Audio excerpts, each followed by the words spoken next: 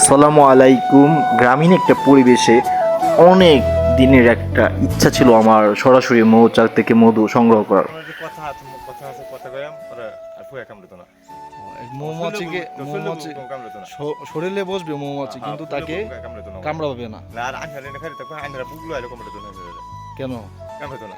মানে এই যে মৌমাছির চাকটা এই যে উপরে দেখা যাচ্ছে হ্যাঁ মৌমাছির চাকটা, এই মৌমাছির চাকটা কামড়াবে না তাকে। না, ঠিক কামড়াবে আছে? না। এটা একটা অন্যরকম হ্যাঁ হ্যাঁ একটা জঙ্গলে একটা মৌমাছি চাক বাঁধছে এখন আমাদের আঙ্কেল এটা ভাঙবে, দেখা যাক। দেখেন মৌমাছির বালতি কেমনে বাঁধছে, এটা দেখার বিষয়, কারণ কিছু মাখে নাই, এখন উঠবে এই গাছে কিন্তু তাকে মৌমাছিরা কোনো কামড় দিবে না, তার সাথে কথা হয়, এটা অনেক কিছু। এই যে উঠছে গাছে, আসলে এখনো গ্রাম অঞ্চলে এটা আছে।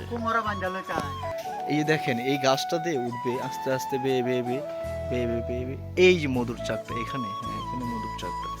আমি যেহেতু কামড় খেতে রাজি না তাই আমি একটু দূরে চলে যাচ্ছি। হ্যাঁ আমি যাচ্ছি যাচ্ছি যাচ্ছি এখন আমরা। আমি হ্যাঁ হাকিম যাও, হাকিম যাও, কোনো সমস্যা নাই। এই যে হাকিম যাচ্ছে এই মধুর দেওয়ার জন্য, মানে কিভাবে একটা মধু সংগ্রহ করবে সনাতন পদ্ধতি দেখেন।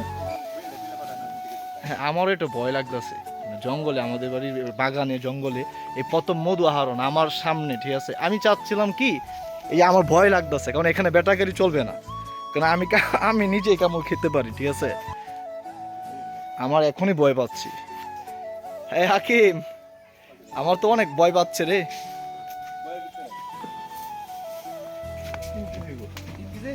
হ্যাঁ আমাদের 3 কেজি মধু পাওয়া গেছে, এখন আমরা চলে যাচ্ছি, ঠিক আছে? দেখেন তার পিঠে মধু।